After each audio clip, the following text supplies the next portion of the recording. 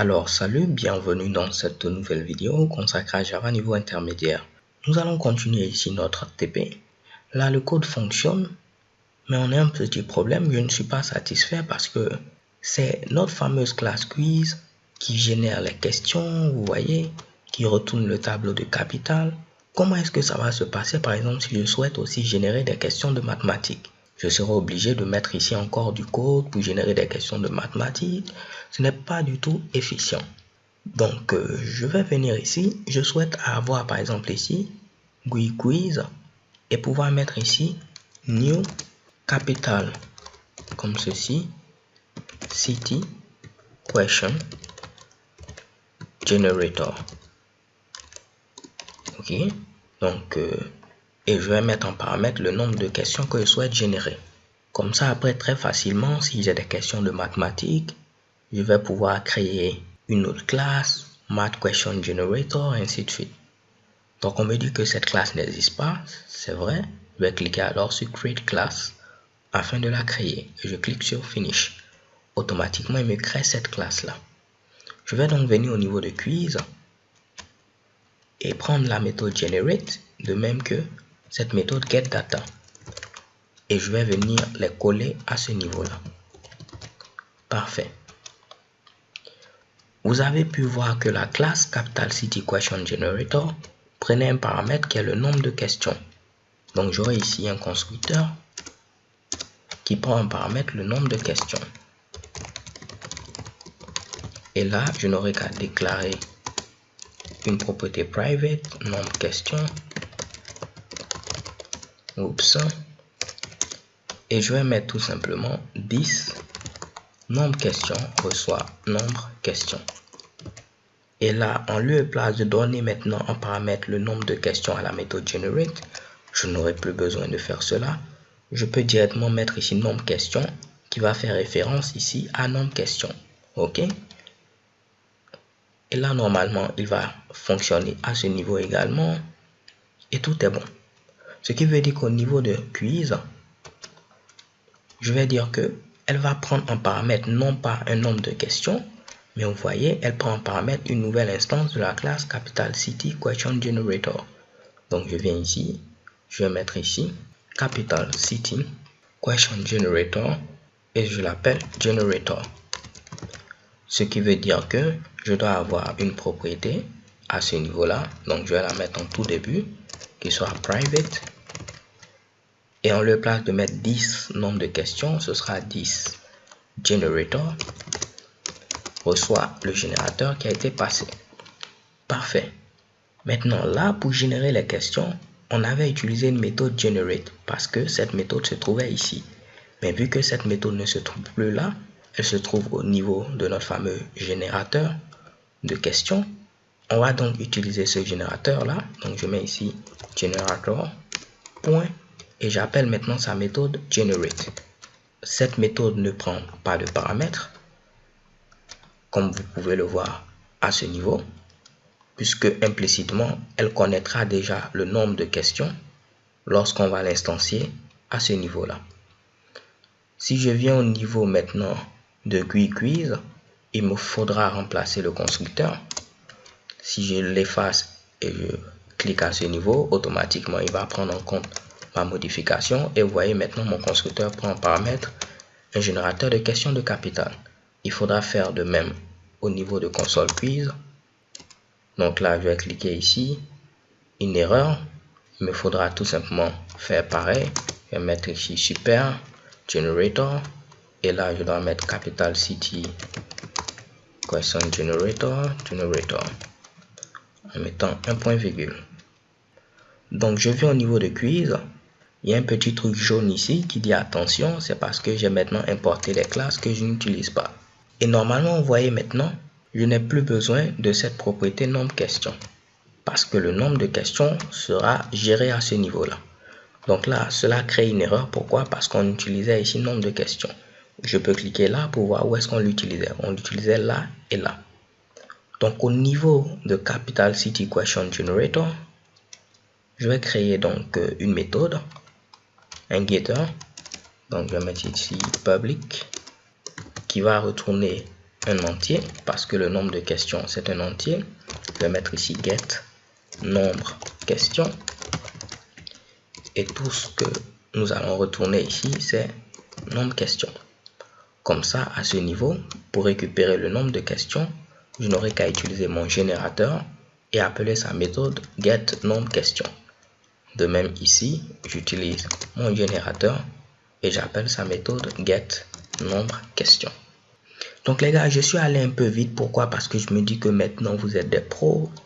Tout ce qu'on a fait ici, vous devez normalement comprendre. Il n'y a vraiment rien de bien compliqué. Maintenant, lorsque on vient ici, on crée un new quiz, que ce soit console quiz ou GUI quiz, on doit donner ici en paramètre un générateur de questions de capital. Par la suite, on va faire en sorte qu'on pourra donner n'importe quel type de générateur. Comme je vous l'avais montré dans l'exemple du début, dans le petit test, on pouvait générer également des questions de mathématiques. D'ores et déjà, vous pouvez vous imaginer ce qui va se passer.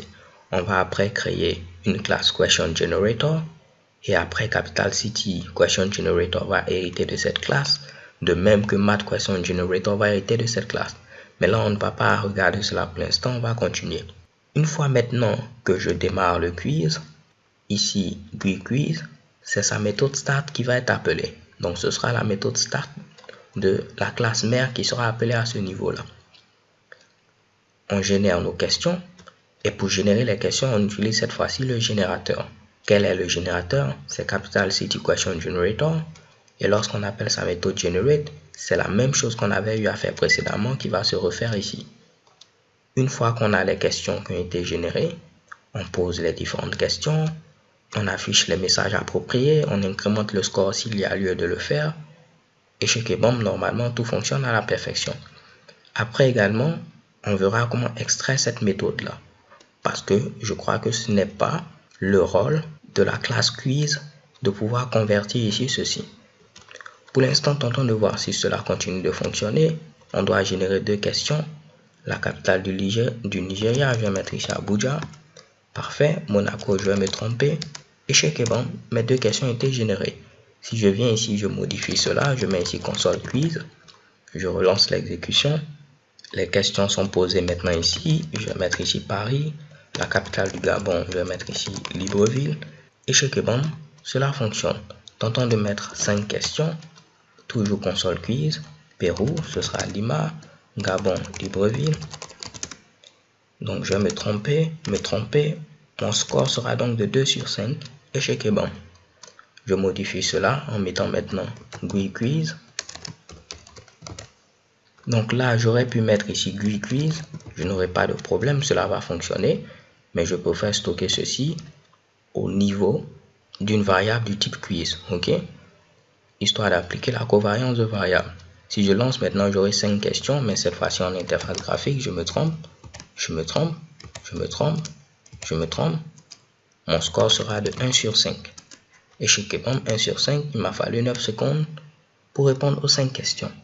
Avant de terminer, tentons de venir ici et on va maintenant extraire ceci. Donc je vais replier la méthode start et get times elapsed in second. Je l'ai dit, on va l'extraire au niveau d'une autre classe qui permet de convertir des Mitsubishi. Donc je replie ceci et j'enregistre. De même, au niveau de l'affichage, d'autres personnes peut-être auront souhaité l'extraire au niveau d'une autre classe, prompteur ou displayer, un truc de ce genre-là. Moi, je trouve que pour ce petit projet, il n'y a pas lieu de le faire, mais libre à vous de le faire. Par exemple, si ça ne vous gêne pas de mettre ici la conversion à ce niveau, c'est votre programme, vous faites ce que vous souhaitez. Si cela ne va pas rendre difficile la modification plus tard, vous pouvez le laisser, ok? Moi, je veux juste le faire pour vous montrer qu'on pourra créer d'autres packages et utiliser des classes de ces autres packages au niveau ici de notre classe quiz par exemple. Donc, c'est juste à but pédagogique. Donc là, j'ai une erreur vu que je viens d'enlever cette fameuse méthode. Pas de problème. Pour l'instant, je vais créer un nouveau package. Donc là, vous voyez que je suis obligé de tout remplir à nouveau comme point et ainsi de suite. Mais je pouvais cliquer directement sur ce package et faire New Package. Il va me pré-remplir cela et je vais rajouter tout simplement Utils pour dire que ce sont des classes utilitaires. Libre à vous de mettre le nom que vous souhaitez. Et je vais maintenant créer une classe à ce niveau qui aura pour nom TimeConverter. Elle aura une seule méthode, ce sera ici toSeconds, c'est-à-dire que on lui donne un temps en millisecondes et elle va convertir cela en secondes. Donc là, pas de problème. J'ai un petit warning, c'est quoi? On nous dit tout simplement qu'on ne l'a jamais utilisé. Ok, on va l'utiliser, pas de problème. Je peux enlever ceci et je vais utiliser maintenant TimeConverter. Donc vous voyez ici, voici TimeConverter et j'utilise sa méthode toSeconds. Donc là, je ne souhaite pas avoir à créer une nouvelle instance de la classe TimeConverter avant de pouvoir utiliser sa méthode toSeconds. Ok, donc là, si j'ai créé une nouvelle instance de cette classe, je l'appelle par exemple T. Après, je pourrais venir ici, utiliser sa méthode toSeconds. Mais là, elle n'apparaît pas. Pourquoi? Parce que ici, elle est private. Je vais la mettre ici en mode public. Ok? Donc, si je viens ici, mon warning a disparu et j'aurai également la méthode toSeconds. Mais là, je souhaite directement l'utiliser sans avoir créé une nouvelle instance. Donc, je dois faire quoi?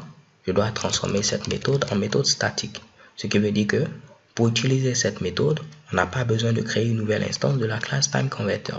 Et je pourrais venir au niveau ici de quiz, utiliser directement la méthode toSeconds sans créer une nouvelle instance de la classe TimeConverter. Ok, donc cela m'a permis de pouvoir extraire la conversion au niveau d'un autre package. Donc ce package là a été spécifié à ce niveau, de même que la classe TimeConverter qui fait partie de ce package. Donc l'idée c'était de vous montrer que vous pouvez créer également des packages pour mieux organiser votre code source et après les utiliser comme bon vous semble.